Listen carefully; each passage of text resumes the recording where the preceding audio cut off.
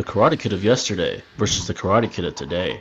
Daniel LaRusso and Miguel Diaz clearly have many parallels that make them both very similar. Both raised by a single mother, bullied and tormented endlessly, only to become the best fighter in the Valley, with both becoming All-Valley champs during their respective eras. Both also having gone through true adversity, even having to look death in the eye at times, and finally both even learning Cobra Kai and Miyagi-Do.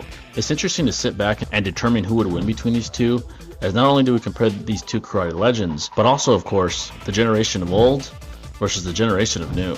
So to get straight into the combat prowess and feats of these two, starting off with Daniel LaRusso.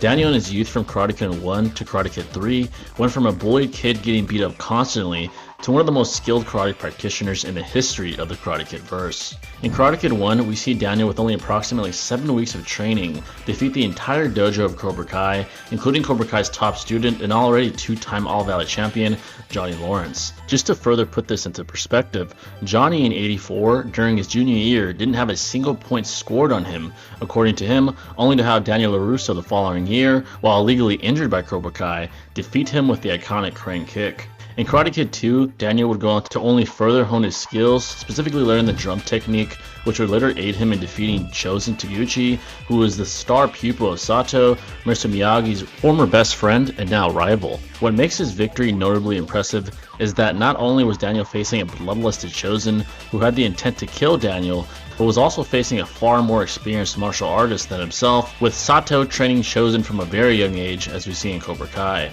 Finally, in Karate Kid 3, we see what I call a prime young Daniel LaRusso, where he even goes on to learn Cobra Kai, channeling his anger to become more powerful, displaying the ability to break wood boards, only to then go back to the legendary Miyagi when he realizes Terry Silver was gaslighting him the entire time. However, by far the most impressive feat he accomplished in the 3 films is defeating Mike Barnes while overwhelmed with fear, as evident by his conversations with Mr. Miyagi during his bout, to earn his second All-Valley championship, with Mike being hired by Silver to inflict as much pain upon Daniel as possible, with him even being a national champion, indicating this is arguably the greatest foe Daniel ever faced in his youth. So overall, Daniel in his youth was an immensely talented and strong-willed fighter, commonly beating opponents much more experienced than himself, even in life and death situations, and or while even being physically injured and even mentally broken. Hence, it is very clear as to why Daniel LaRusso is considered by many as one of the greatest karate practitioners to ever grace the mat in the Karate Kid verse. Now to take a look at Miguel Diaz as a karate practitioner. Under the mentorship of Johnny Lawrence, Miguel would become an All-Valley champion in only 6 months, showing the ability to defeat multiple untrained opponents single-handedly even before winning the All-Valley, which is certainly no easy task. Additionally, despite starting out as the sole student of Johnny's reborn Cobra Kai, he would maintain his top student prowess, showing the ability to defeat Hawk during the Battle of Coyote Creek, and also defeat a bloodlusted Robbie Keane during the school fight during the Season 2 finale, before showing him mercy. He then goes on his rehabilitation journey, post 2-story drop, where we really see his strong will take the stage, with him making a full recovery to the point where he is able to even defeat his former bully, now Cobra Kai student Kyler. However, where we really see Miguel begin to become truly masterful is during Season 4, where he begins to also learn Miyagi-Do, with Daniel and Johnny joining forces to defeat Kreese once and for all. He truly begins to develop a formidable defense to accompany his already tremendous offense via Cobra Kai training. Now where we get to see Miguel truly in his prime, as I am sure many of you agree, is in the newest season with Miguel's performance in the Sekai Taikai, which contains the best dojos in the entire world, and despite losing to Robbie Keane for the captain spot in the Sekai Taikai,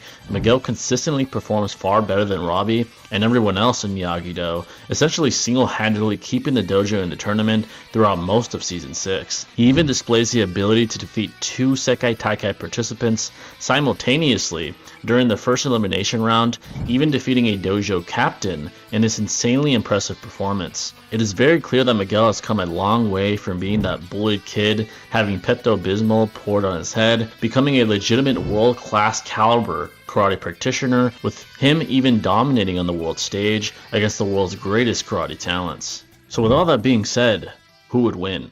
Well, it certainly is an interesting matchup, but when comparing what the two have done at these specific points in their karate careers, Miguel simply has more going for him. Daniel struggles to defeat a national champion, while conversely Miguel defeats world-class opposition consistently during the Sekai Taikai, indicating a higher level of skill from him more than likely. Additionally, from a logical standpoint, it makes sense because of the simple fact that he learned all these skills from the older generation itself in Daniel and Johnny, primarily meaning they have taught him skills that they acquired over their entire karate careers, obviously knowing more now than they did back in the 80s. Also, in combat in general, including in real-life combat sports, as once said by the great Georges St. Pierre, the athlete of today is better than the athlete of yesterday, and the athlete of tomorrow will be better than the athlete of today.